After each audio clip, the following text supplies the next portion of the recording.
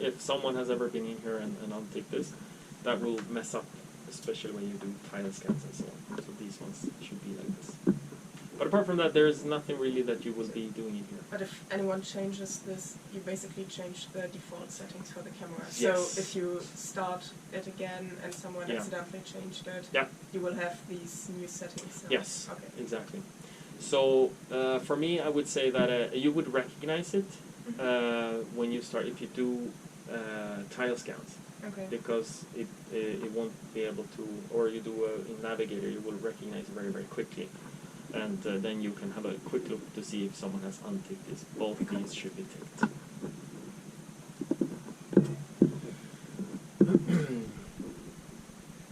The other thing that is in here that sometimes is used, but is mainly used for in bright field imaging, is the shading correction.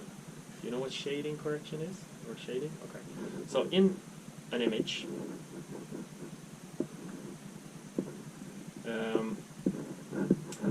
it tends to be that when you move towards the edges of the field of view, you might get darker corners. You might have seen that sometimes, and we might experience a little bit later. And that's a shading because of the field of view of the light path and the light that hits it. You tend to get a little bit darker towards the corner. And you can correct for that by doing a shading correction. So then you measure how this fall off looks like, and then the software can adjust for that automatically to make it a nicer and smooth image. We will see. I don't know if we will have that issue or not, but if it is, we have the possibility of doing a correction. And there's a wizard in here that will take you through how to do it, but we'll see if it's even needed. I don't think that you will need it. But those are the two buttons that I would say could be something that will come up later. Down here we have the camera, so since it's manual, I can't click on any of these. But it is coded, so right now I can see that I'm on the 20. If I go over here, I can see that I'm now on the 5, and so on and so forth. Yeah? I can also, if I want to know a bit more about the objective I'm on, I can click on the eye, and here I can see, right now I'm on there, I can read a lot of the things about this, like resolutions and so on and so forth. So if you ever need, you can find out more things about the objectives. The last one here, project settings, is also something that I don't think that you will need to go into here and do anything.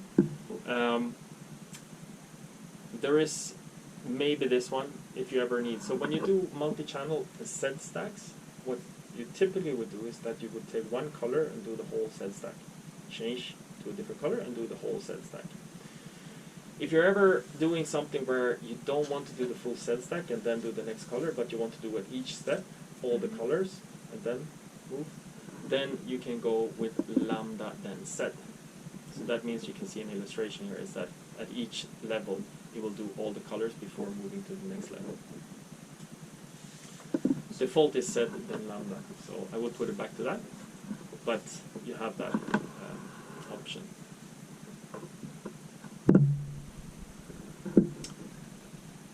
So that's just. Then there are a few other things that you don't really need to change.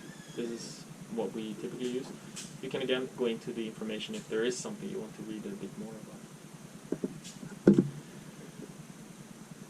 The other tools, they are not available until you're doing something where you actually need them. So for example, if I gonna do a Z stack, I click on Z, then that tool comes up. If I'm gonna do a time lapse, that tool comes up first when I activate it. Okay? Same thing with I'm now in fluorescence, but if I would go to bright field, for example, then I also have the illumination settings available, so the intensity control that I have there, which I don't have in fluorescence, because in fluorescence I have the intensity control over there. Okay? Fairly straightforward. The other buttons up here, the first one, stage experiment, this is sort of legacy. This is not really used anymore. If you want to do stage experiment, LSX Navigator is where we will be. So we will spend, after lunch, this is where we will be spending our time. And then the last button that is only active when we are not in live, it's the autofocus panel. Don't know if you will use autofocus, but we will have a look at that also a little bit. And if I activate it, it comes up here. So you're setting up the settings, and autofocus is something that I would say that you would use potentially if you're doing stage experiments, big tile scans, multiple positions and so on. And if you do time-lapse, and I'm not sure you will do time-lapse on this system. It's not equipped for live cells, but it could be equipped for live cells if that would ever be something you want to do. Alright, so with the autofocus we will come back to that if you want to have a look at that a bit more carefully, but this is the button, and you can always click on the help file and you can read all about how the autofocus actually works.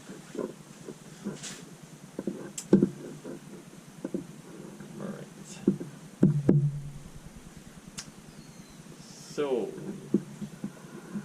any questions so far?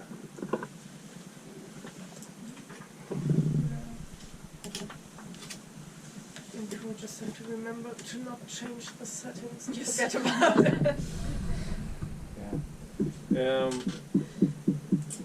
Good. I'm gonna go back to this sample here. So, now I'm back to my cell sample. I'm live. I'm in fluorescence.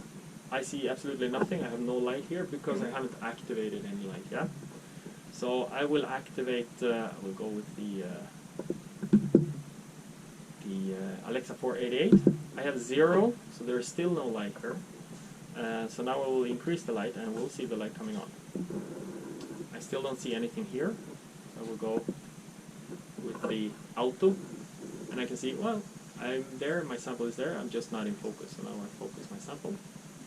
So you see there is why I like to use this auto scaling when I try to find my sample, because first I might have thought there's no sample there, but there is. Okay. So I will find a little bit where I have a few more cells here.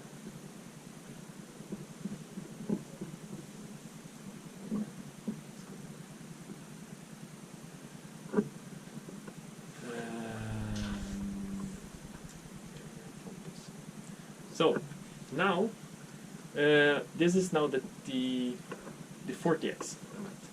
So this is the 40x, and this one has a correction color. So what is a correction color? This is the thing that allows me to use this objective for both cover slip samples like this. You have a pretty good image, but you can also use it for thicker plates with a thicker bottom. So the correction color is a ring that sits. I don't know if you want to try to come in and have a quick look. It sits here.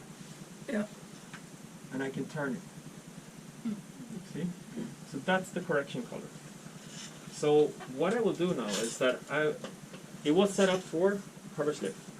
Now we'll take it away. So now we take it all the way to the other side. This is now for something that has about a 2 millimeter thickness of So that's not a cover slip.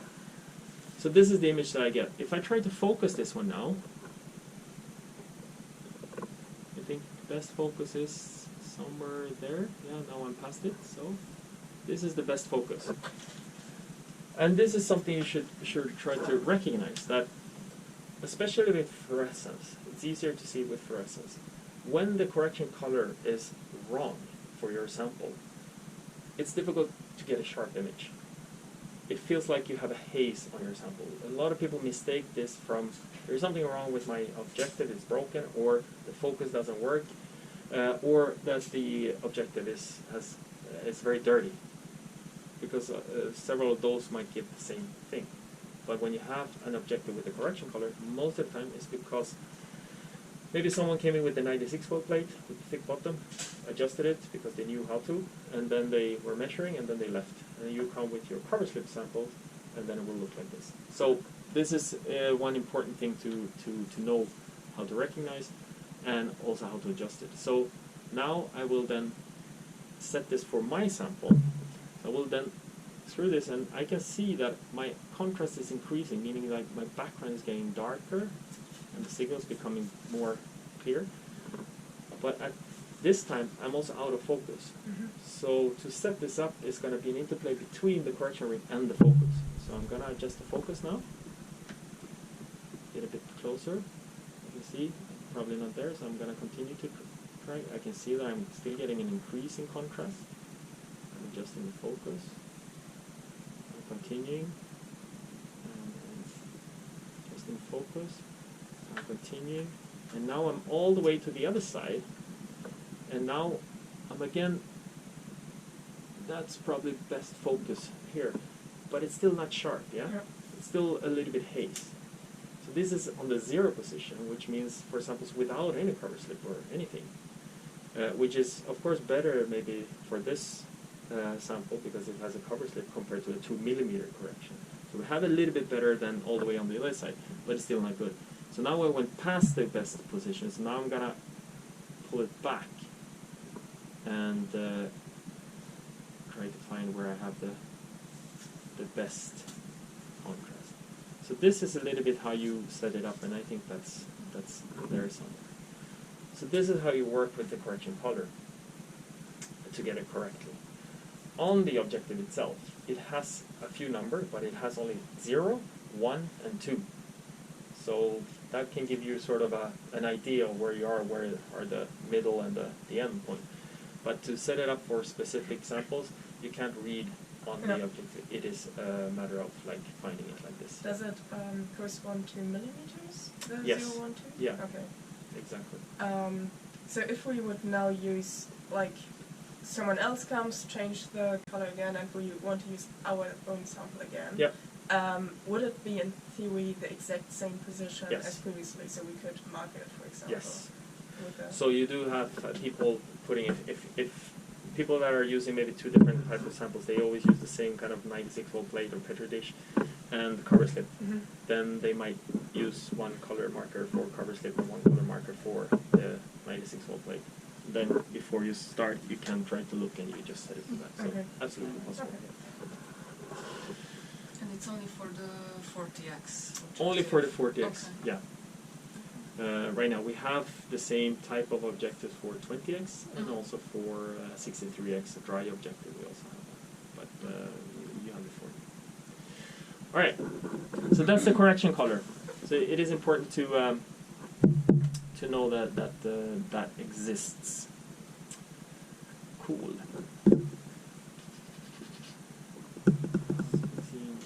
Alright. So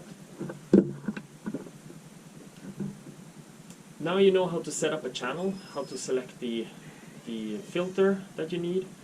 These names, stuff you might want to sort of maybe make a little sheet or something like that, and make it into maybe with your own labels, like with the fluorophores that you normally use. This one is the typical one for DAPI, FITSI, Sci 3, Sci 5, and this one would be then shifted a little bit, so this would be for the CFP, YFP, M Cherry, and Sci 7, so near infrared. just out of interest, does it now belong to the left one is filter cube 1, how you labeled it? Exactly, yes. Okay. So now you can see here that the LEDs are on. Okay. So this one tells me where I am, and with the filter cube being motorized, I can click on this. So this now is on the 2, and you can see that it's red marked, the one that I'm actually. So that's cube 2, okay. Yeah. And on the objective side, which is not motorized, so nothing happens if I press the buttons, but if I move this, the LED will also change.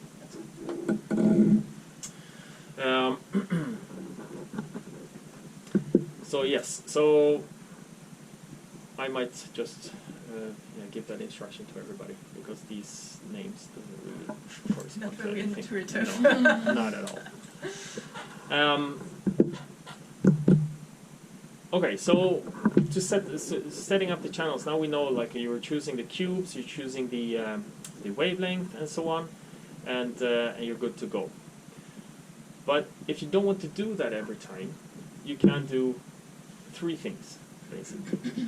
One thing is to open an old project where you have your experiments. So some people, they tend to, if they have maybe 4 different experiments that they are running continuously, they create a project. They might call it experiments. And in there, they have 4 images from those, representing those 4 experiments. Because of all of these images, are raw data, you cannot overwrite the information that is in there. So that's a way to be very safe that these are experiments that I do, no one else can actually adjust it. So if I apply these settings, it will be correct. Okay? So that's one way of doing it, creating an experiment file that is your own. You find it in your folder and all that, and you can open it up every time you come in, and then you load experiments from there. The other way is that I can set up several channels and my experiment, the time lapse or set stack and so on, and I can now save this settings here. So I can save this, I can call it something here, call it temp,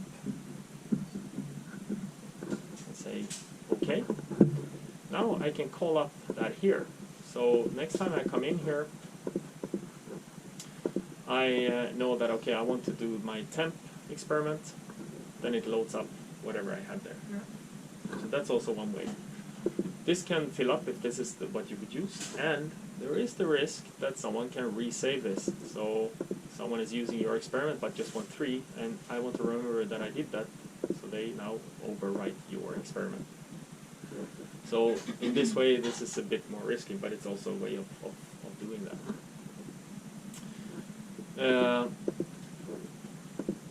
Another way that can help you, but not do the whole experiment, is that you can also save different channels. And I already done that for some. So if I click on this one now, you have a list of fluorophores here, standard names. So if I go DAPI here, actually this one I will resave, because that one's probably going to be better. Just save, DAPI, override, yes. So, now I have DAPI there. I can go with the next one. I want to have GFP. Next one I want to have, say, RP.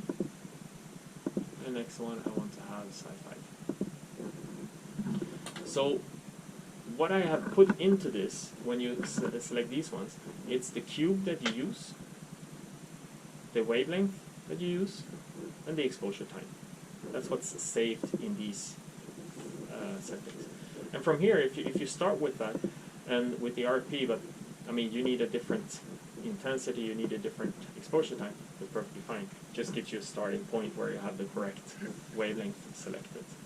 You can also see as soon as I change this, you have this little star, meaning that I have to change the settings from this. So that's a way also that you can use. If you don't want to have these ones in here, or you want to create new names or so, you can also very much delete these. Delete. Or do you want to delete this? And I thought.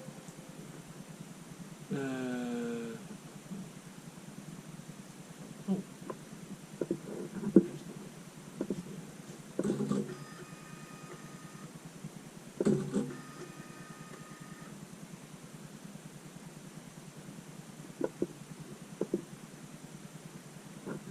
Okay. So here, my question is, do you really want to delete this? And I would say no. In this case, I will keep it, but you can delete these and move them around. Try this again just to see. I did a copy paste of these ones, so maybe that screwed it up. No. So you can exchange them, you can resave them if you want. So this is again something that can be risky. Someone might resave them to something they want, but it's also what you can do if you want to. So you can also change the colors. I put colors on these, but if you have different colors, you can also change it and resave it as that. Yeah.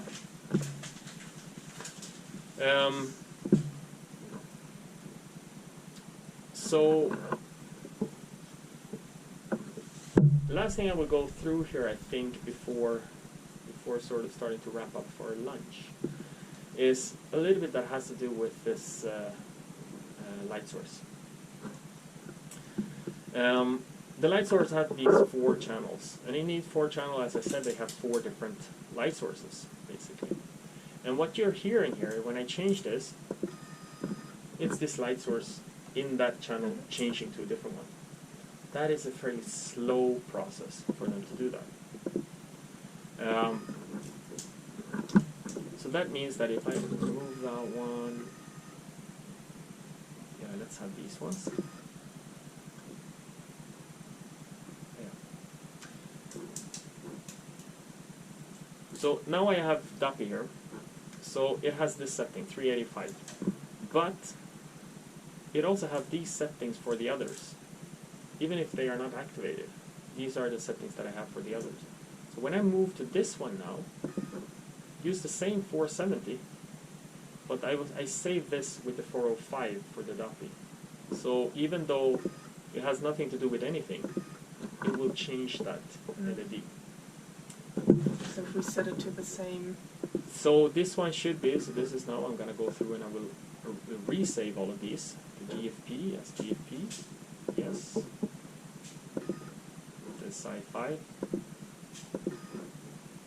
as Sci-Fi. And also the RP.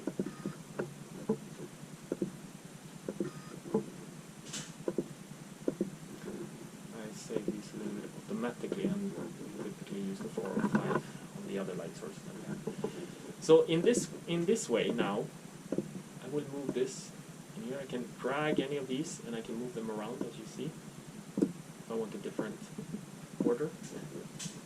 So now, to go between these ones, there's no sound. Yeah. If I do time lapse here, just to show, let's do 50. We minimize. So this means now when I set up this time lapse, I minimize, meaning that it will go as fast as it can. It will do this 50 times. So if I run this now, start, you can see how it's doing all the 4 channels now. Yeah. There's no sound because we have no change of any filter cues or nothing, yeah? So I will stop that. And now, if I had set this up so that this one had 405 there, even though the 405 is not important, if I start this now, it will have to do that change of that line each time when it takes the green one, and then change again to the red one. So I'm showing you this because not only is the channel that you're imaging important, how all of those settings are, but for speed, you should pay attention so that you set up all of those 4 in the beginning of the experiment to the right line here.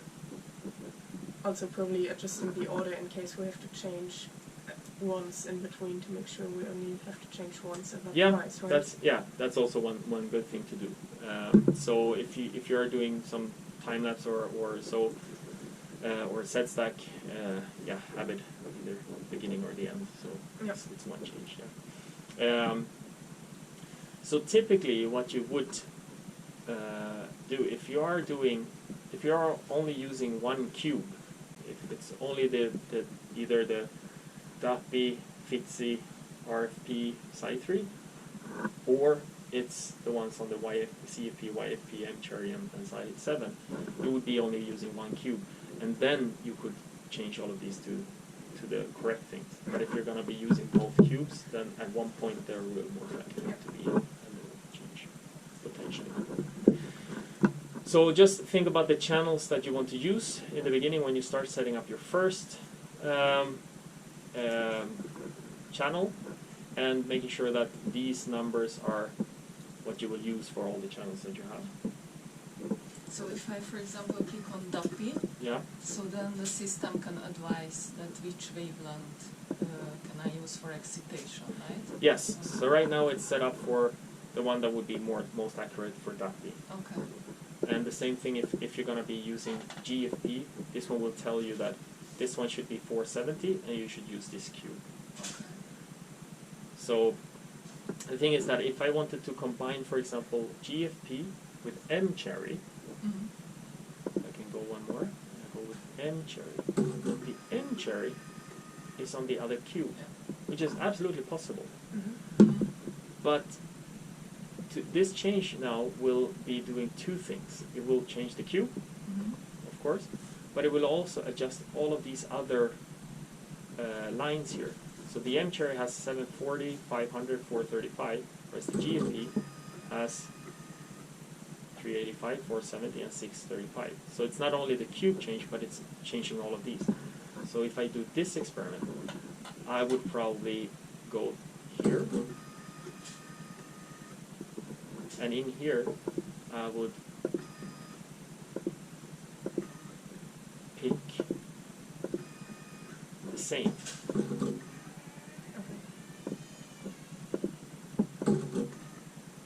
So we only have to change the filter and Yeah, and there is reflex. one more thing I realized, because this M cherry has the 580, so I would go back then to here, and would just change this to the 580, and also here, 580. So this, now, But then you can change it according to your fluorophore. I mean the excitation. yeah, and so now they are all set up so that the only thing that is changing is the filter cube. So the thing is that, yes, you choose this according to your filter, to your fluorophore, but the one that you're normally just interested in is the one that you're exciting with. So in this case, M cherry, I would excite with 580, and would select this one. But with this specific light source, you should also consider that these numbers on the LEDs that you don't use for this fluorophore corresponds to the settings in the other channels, so that they are the same throughout all three. So you see these numbers here are the same now throughout all of these. Because if they are not, the light source will make that change, even though it doesn't have to. But it will do it anyway. But I mean, we can adjust the lasers always, no matter which filter cube we've chosen, right? We're just depending on the filter cube, we cannot apply the laser, the LED line then. Yeah, you can choose the number here, but you cannot adjust the intensity. That's what I meant, exactly. to increase the speed. So basically, even if we have to change filter, we can still have this higher speed. So exactly the thing that I did now, that I just made sure that, okay, I'm going over to the other cube that per default has all these other settings. I just went through and made sure that these numbers are the same throughout this series that I'm doing here. And in this series now, then it will only be this thing that you will hear when we go between these ones. So that's one thing to consider when you're using this light source. And again, there's nothing wrong, it's just that it will take more time if it needs to make that adjustment. So I mean, it's good to keep them. All right.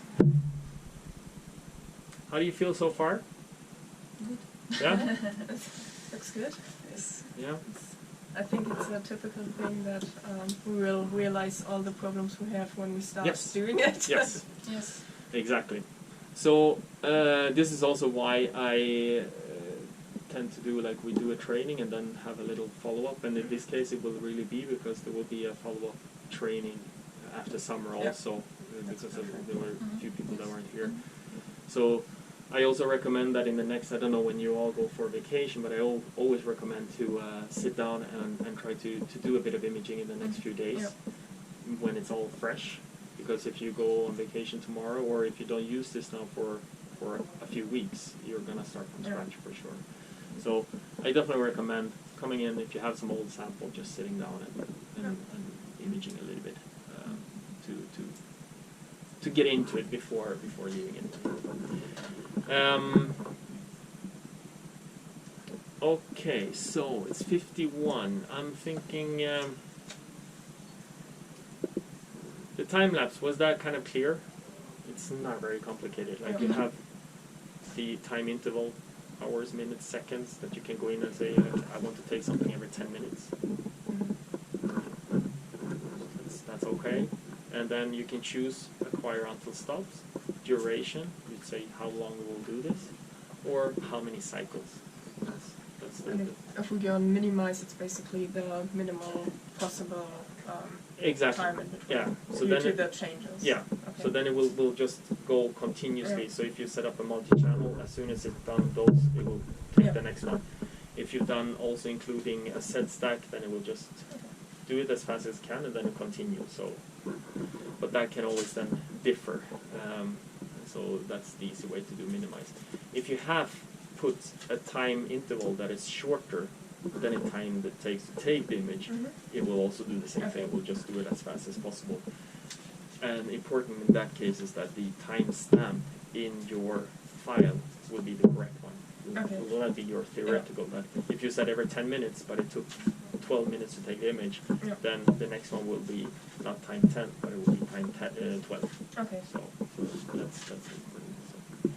So the time lapse, not so difficult. I don't know if you will do time lapse so much, but that's how it is.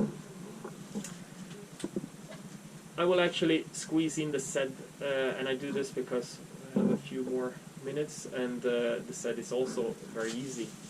We'll do it more later, but you activate it here. And if I go live now, I will do it on this. So it's quite easy. I will just, for example, you can do it. There are a few different ways. I will go to the top here. This is a very flat sample, so there's not really any 3D here. So I will go on the top of the sample. I'll say begin here, and then I will focus through my sample until I go to the other side and I say end. So that's, now I set up my set stack here. I can see it if I zoom into this is my set stack now. I can move through it. I can do that also using the, sorry. I'm going too much. You can also scroll using the scroll wheel. I think the scroll wheel is a little bit more big step than what I'm used to. But yeah, you can move it through here. The information you have in here is that this is the end point, this is the beginning. This is the set position I'm right now. If I move this a little bit, you can see that I'm changing it. And you can also get the set size. So the set size that I did right now is 10 microns.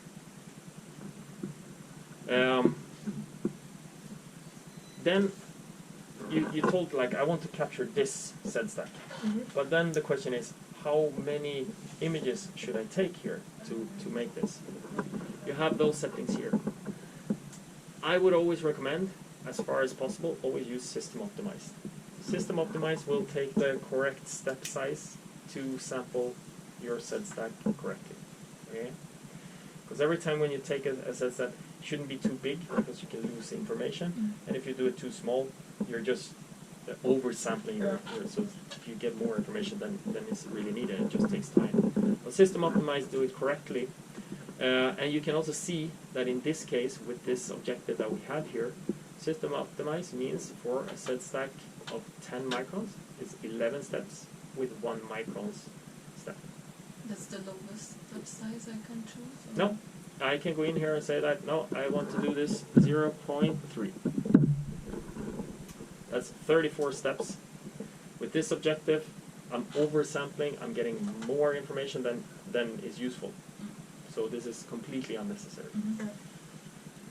So System Optimized, there's, doing on a wide field system like this, I would say there are never any reasons, as what I can think of, to oversample this sample. So I would never really go less. But there might be times when you want to do less number of steps.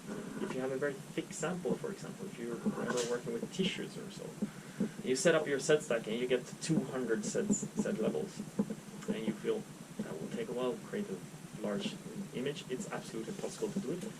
But if what you're going to do in the end, maybe you just want to take that and collapse it down to a 2D image or something like that, maybe you don't need to perfectly sample it.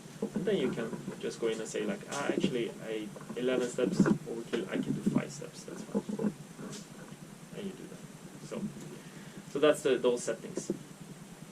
So that's as simple. You just set the beginning and end, and System Optimize, and you're good to go. You can clear this beginning and end like that. You can start from scratch. So the other way you can do is you can say, like, I know my size. I know the size of the set stack I want. So I want to do 10.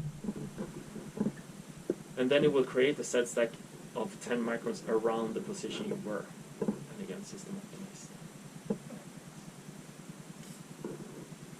We can go to the beginning, we can go to the end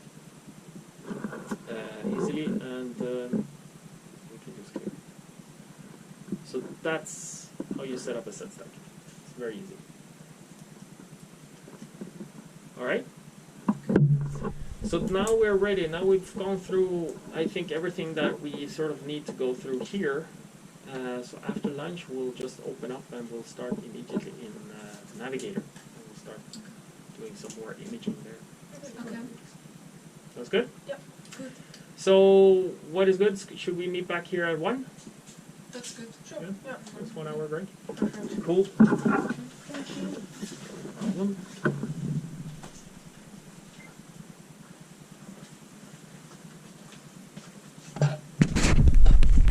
Everybody here?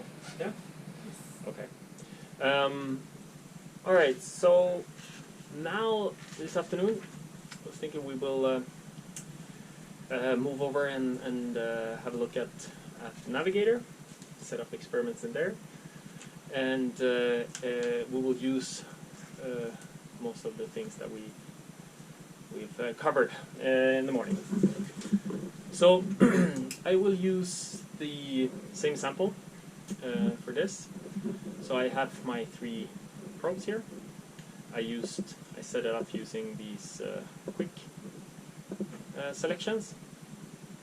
And right now I have the 5x objective, so an overview objective. So if I was to image this and I wanted to do some tile scans or multi-positions and so on, so use Navigator, this is what I would do.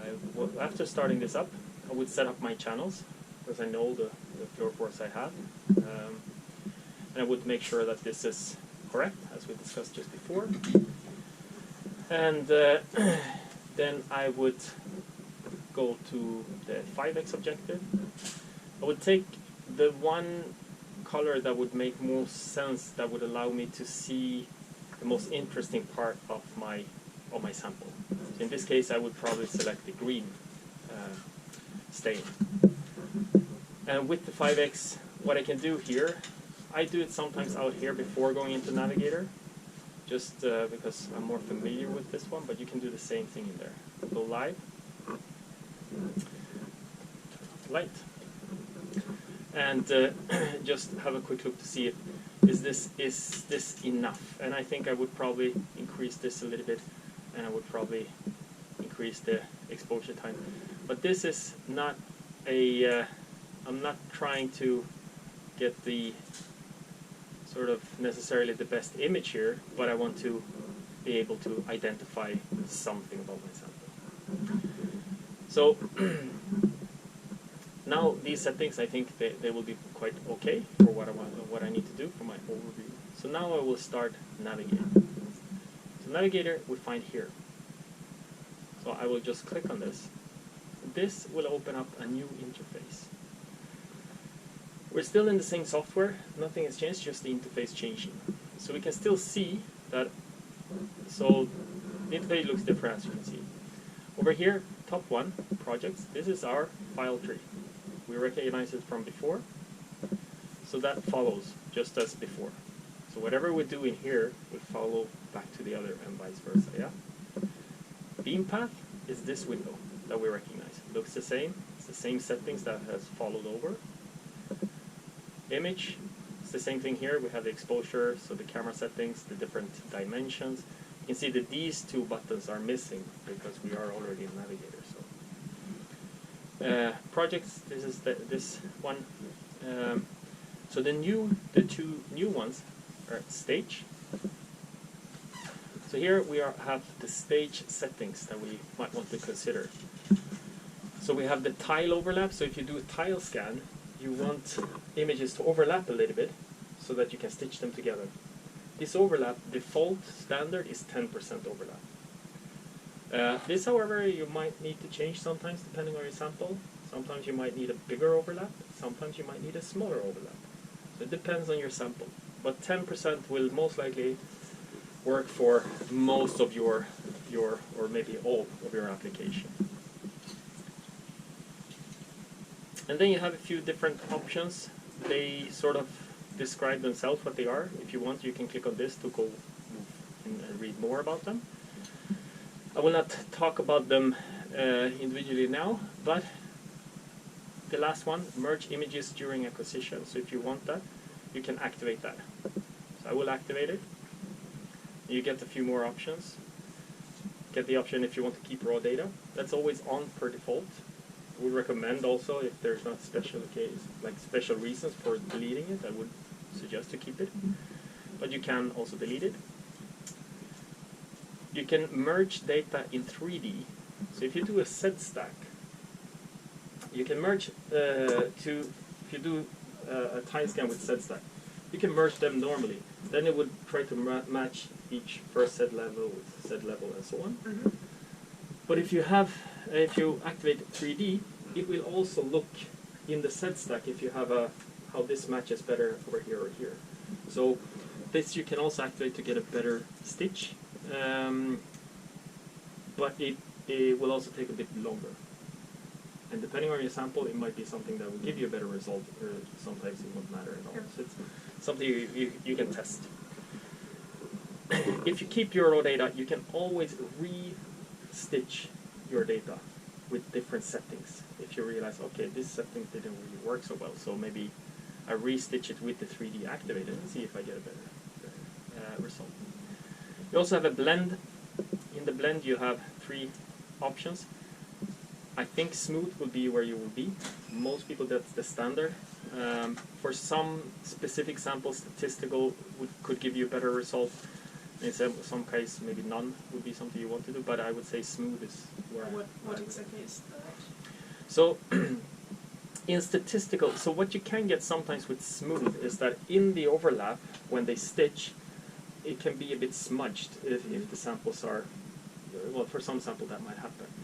In those cases, a statistical could give you a better result. The algorithm behind it, I'm not really sure. Okay. And none, I think, then they will match it, but there won't be any sort of transition going on. So it's basically on how it gets like stitched together. Exactly, yes. And how the overlap is going to be handled. Exactly. Okay. How the overlap region will be handled. Okay. Yeah. So smooth is most likely where you will be. That's the one for all the. So I work mainly in life science, so smooth is where we are always. So. Okay. The other one is carrier, and the carrier is where we can load sort of an avatar. So this is now the viewer. So if I scroll out here, I use the scroll wheel. I'm going out, and here we see another rectangle. This rectangle is the total travel space of the stage. So this defines the travel range of the stage, meaning that in theory we could have sampled anywhere within this travel range. Yeah. This here is our current field of view. So this is where we are, the position, and with the 5x, this is the size of the field of view. If I move this to the 20x, that's the field of view. The 40x, that's the field of view. The 63x, that's the field of view.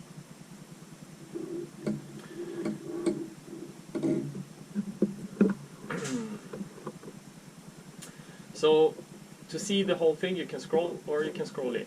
And you can move around by clicking and dragging, and that will make more sense once we have something here. So if we go live here, we don't see anything, but we can do this auto scaling. Here it's called auto range, and there we have our sample. So now, if I want to know a little bit more about my sample, I can start what is called a spiral scan. So a spiral scan will, with the current objective and the channel, it will go just around my sample and take images. Just put them next to each other. There is no stitching. There is nothing happening here other than this. Yeah. Whenever I feel like I have enough information, I can stop this. This will just continue until I stop it. And now I can move around in this one, and I can try to find my points of interest, let's say. You can also see that the borders are not perfect. You can clearly see them, but that's not the idea with this overview. This is just to navigate around here. So once I found something that, okay, so over here, this is what I want to look at, for example, I can double click here. The stitch would move there. It would also take a picture. Just overlay that.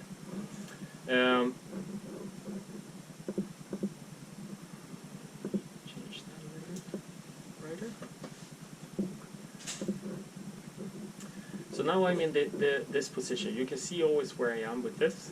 I can also, if I scroll out to see more, I can always quickly go to my field of view by clicking on this one, move to stage position. That will sort of maximize this one in the window. Okay, so this is interesting, but I get limited information here. It's a 5x objective. It's not very detailed.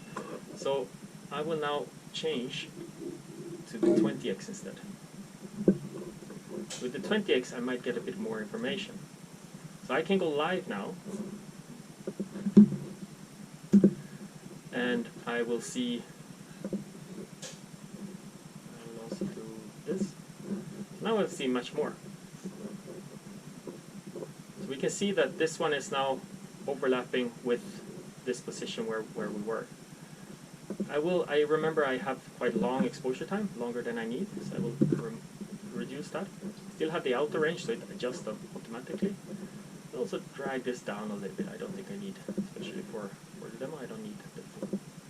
You can still see that I have, this is the histogram that we're looking at here. You can still see that the maximum is around 2,000 counts, so I think that's pretty good.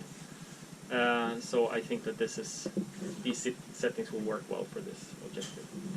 So now I can say, okay, is this I can see if I can adjust the focus a little bit. It was pretty good.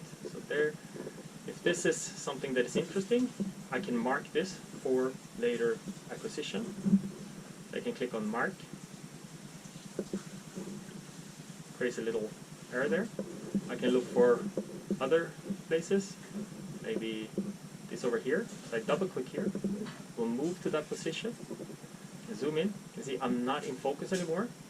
I've moved over the slide, which might not be perfectly flat and all that. I have to adjust the focus a little bit.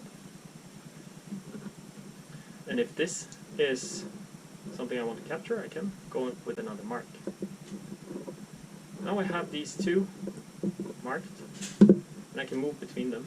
I can click on this, it will move to this position, and click on the other one, it will move to that position. One thing here, so this is the mark. So this is, for me, one of the better ways if you're going to do multi-position.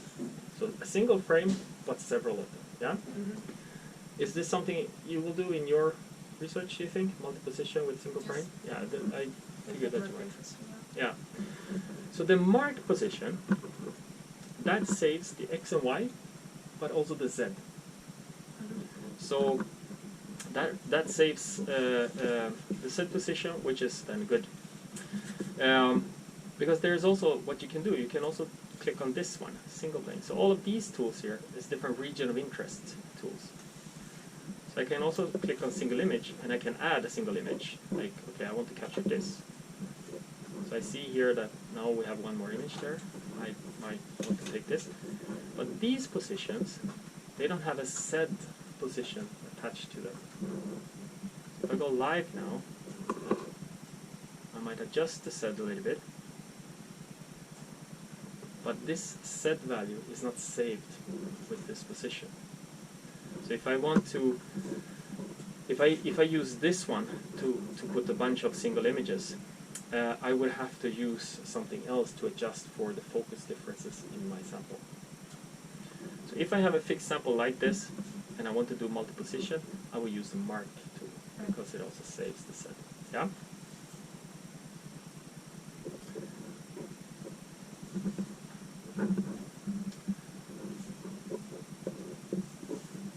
So now that I put something, so something to notice here. Whenever I put something, a marker, basically when I put a region of interest, I'm getting more things happening in my task list over here. So in the task list, they keep filling up with things that it will do, things that it will image. The first two were the ones that I had used the mark. We can see it has a little thing there, and we can see that it's a Z attached to it, whereas these ones don't have this Z attached to it.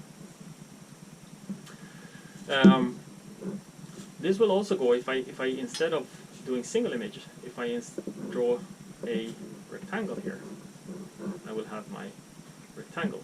It says 18 tiles. We can see, if we zoom in here, you can see how the tiles will look. You can also see the overlap here. Okay? And I can continue to draw more regions of interest. Yeah.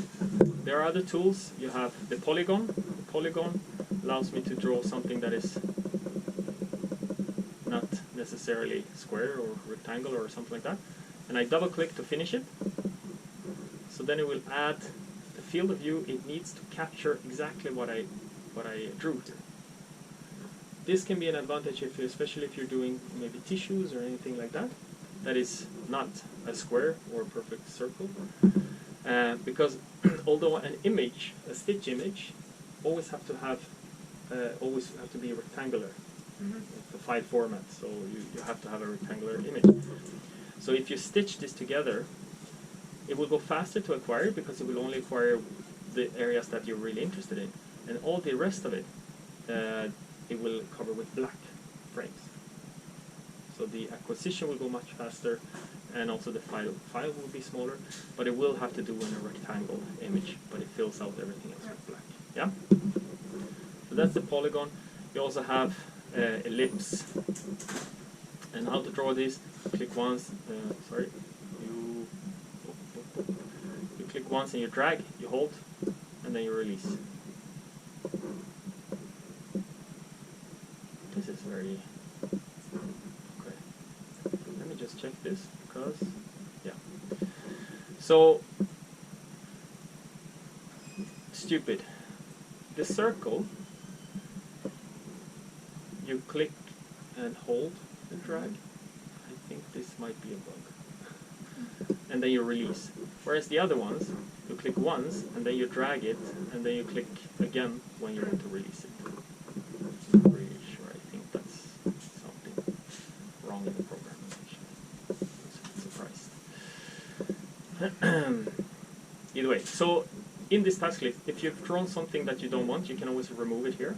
Just delete this region. You can also, with the select tool, select one. You can move it around.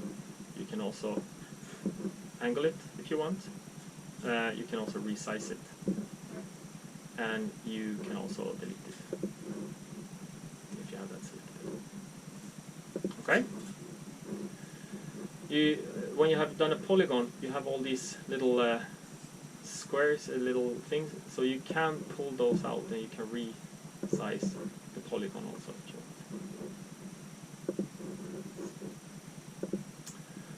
Okay, so that's the region of interest tools.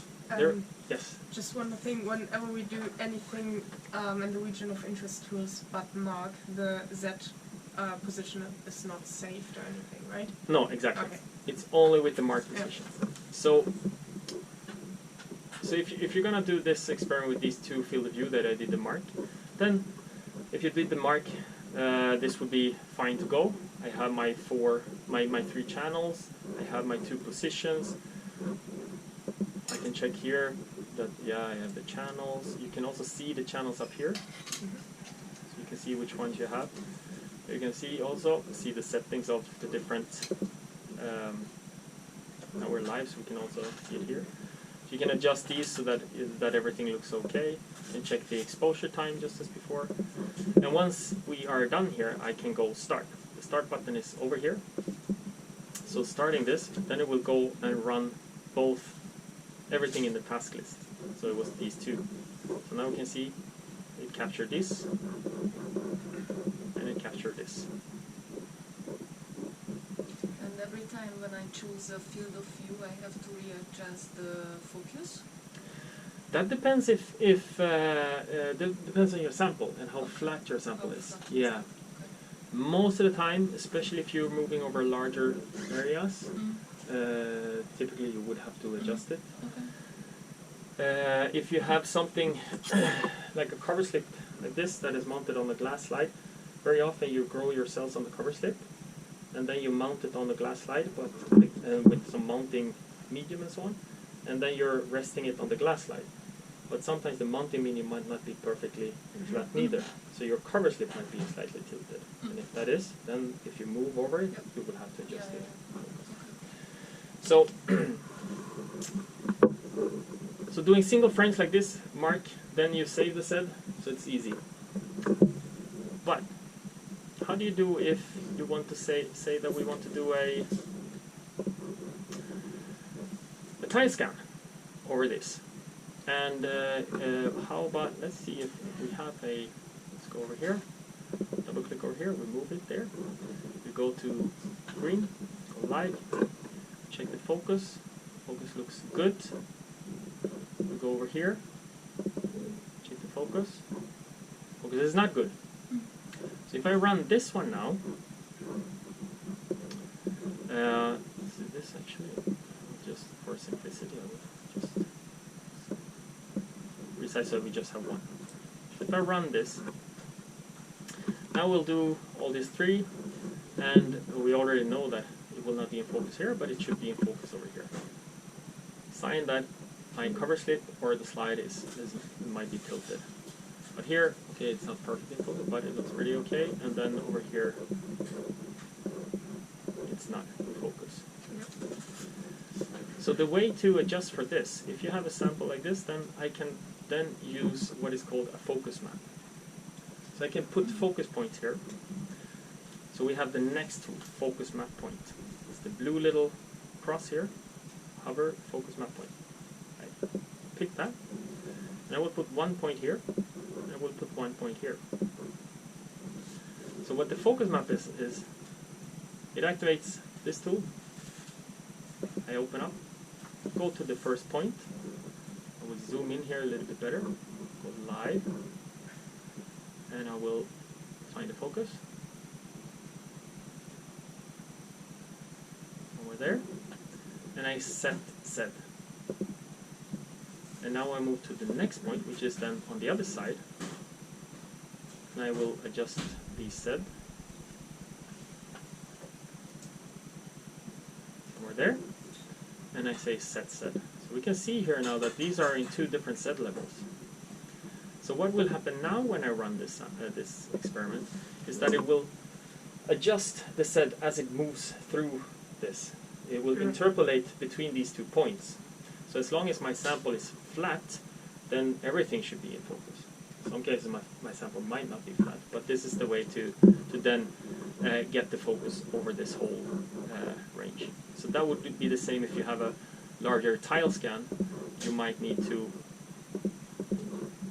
I know that the main profile of this one is not the microscopic scanning, but isn't there an option for that, just to give it that, make the automatic focus points?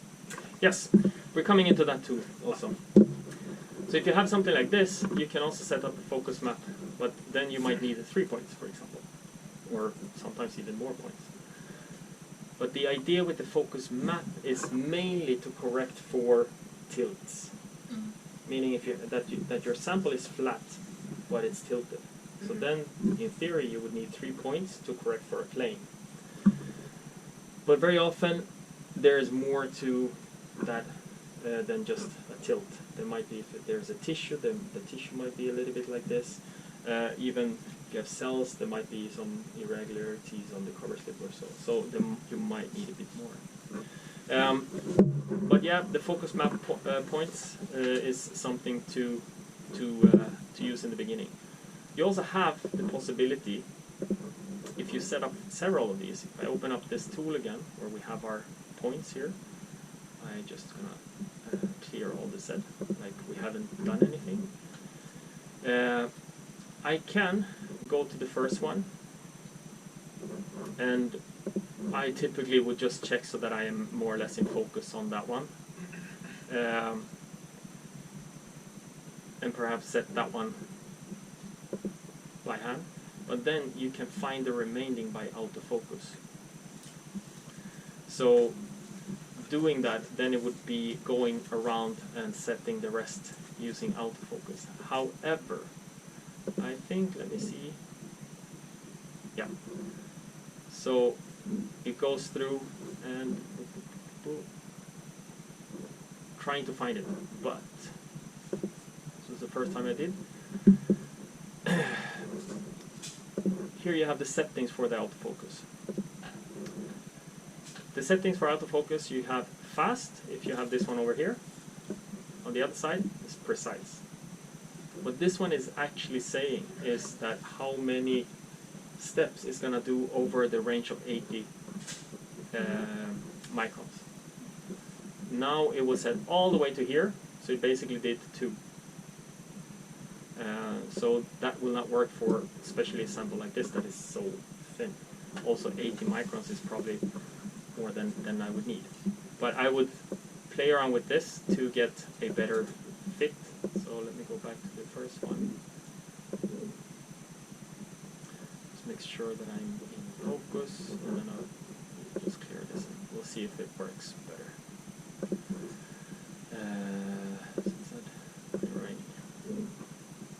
So now it will do, you see now it takes longer time because it's doing many more set stacks, set positions through this stack. You can also see that it's actually moving much more than it needs to. But that's something you can play around with the autofocus. So there you can also see that it found a good focus for this. So you can generate the focus map automatically if you have a nice sample for that and so on by using find autofocus. Saves you a little bit of manual labor if you have a lot of focus points. But the focus map is working only in a range, right? So if I choose only 2 field of views, then... No, so now when I put the focus map with these 3 points, anything else, even I think like for this whole travel range, it will interpolate.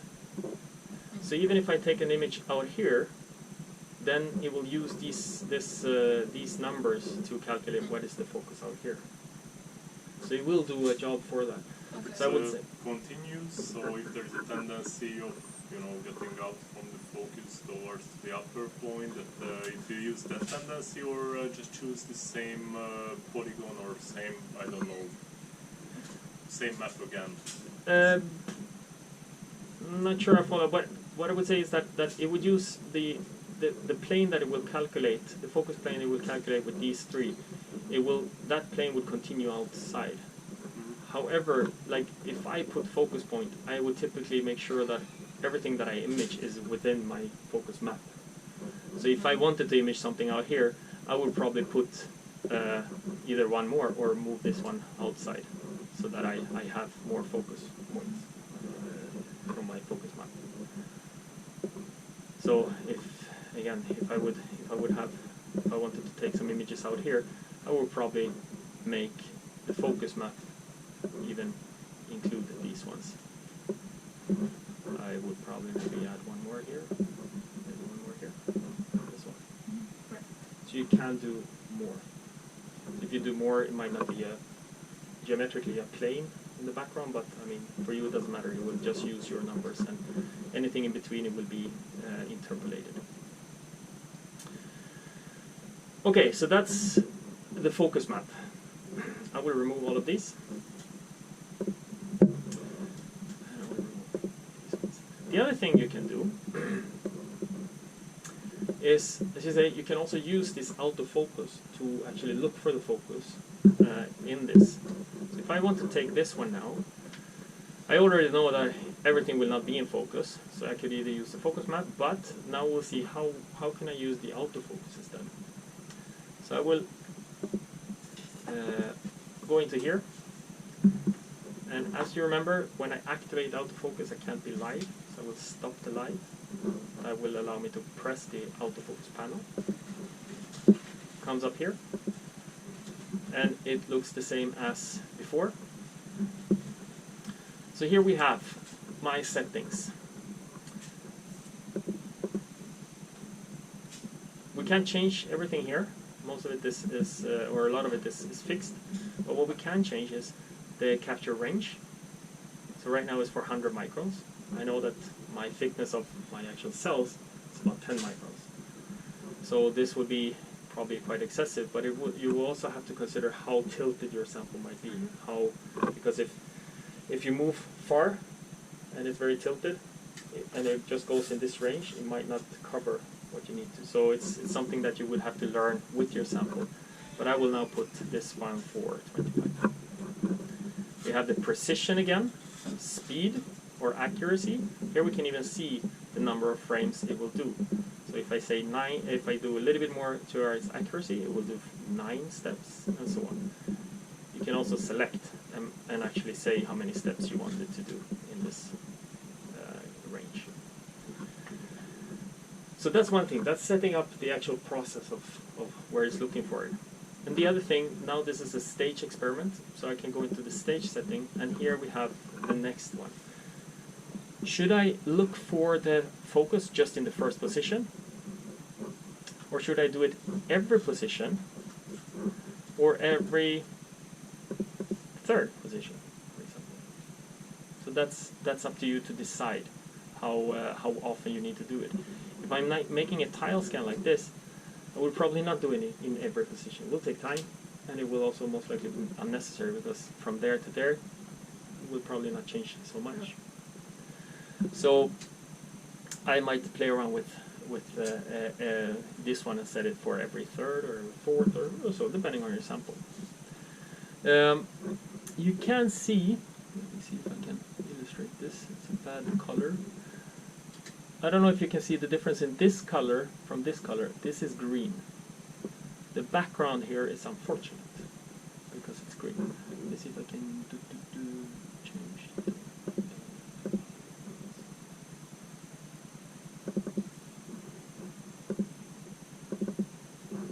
I don't know if you can see it better. It's very, very thin, this line now.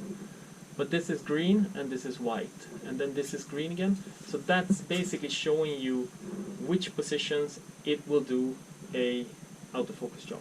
So right now it will do it in the first one, 2, 3. It will do it in the fourth one, 5, 6, and then it will continue. So you will do it there, there, and so on and so forth. Yeah. So that's one way that you can set up this. So now we will do an autofocus job every third frame to keep it in focus.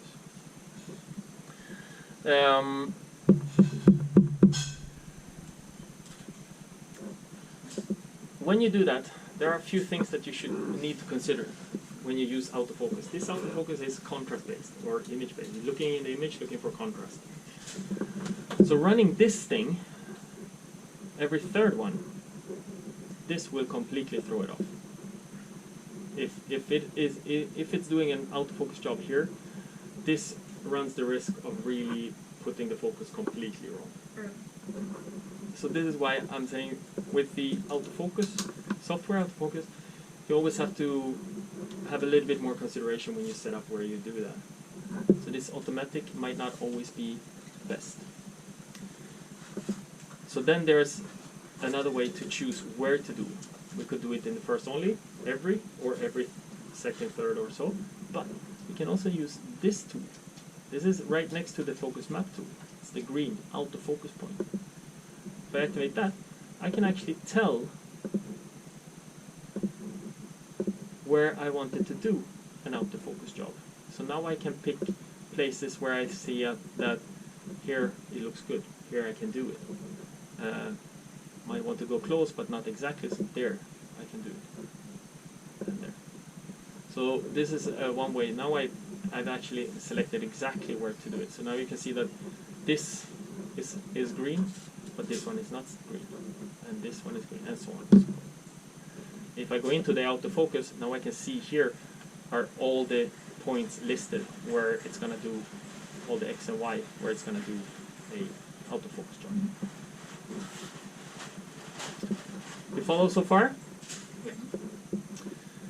So with the autofocus job, the last thing to consider here is that the autofocus will always be done in the first channel.